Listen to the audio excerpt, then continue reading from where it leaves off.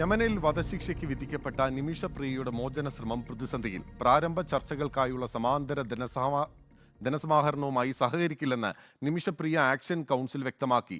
ചാരിറ്റിയുടെ മറവിൽ നടക്കുന്ന തട്ടിപ്പാകരുത് പ്രാരംഭ ചർച്ചകൾക്കായുള്ള ധനസമാഹരണം. ഗോത്രത്തലവന് മെഷീൻ ഗണ്ണും ലാൻഡ് റോവറും നൽകാൻ 38 ലക്ഷം രൂപ ആവശ്യപ്പെട്ടത് കേട്ടുകേൾവിയില്ലാത്ത കാര്യമാണെന്നും ആക്ഷൻ കൗൺസിലിലെ ഒരു വിഭാഗത്തിന്റെ വിമർശനം.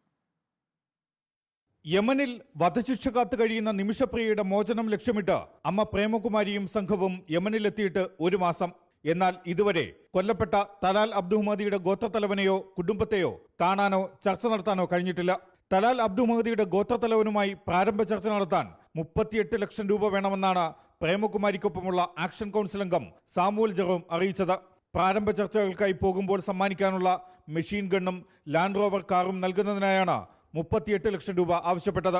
ഈ പണം നൽകിയാലും നിമിഷപ്രിയയുടെ മോചനം സാധ്യമാകുമോ എന്ന് ഉറപ്പു നൽകാൻ മധ്യസ്ഥർക്ക് കഴിയുന്നില്ലെന്നാണ് ആക്ഷൻ കൗൺസിലിലെ ഒരു വിഭാഗത്തിന്റെ വിമർശനം.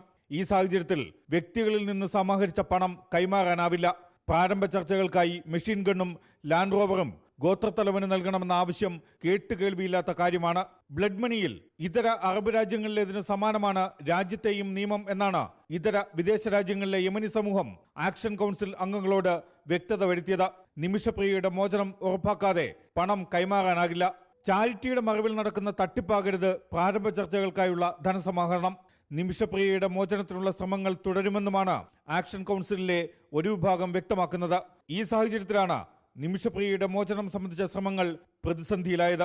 റിപ്പോർട്ടർ, കൊച്ചി.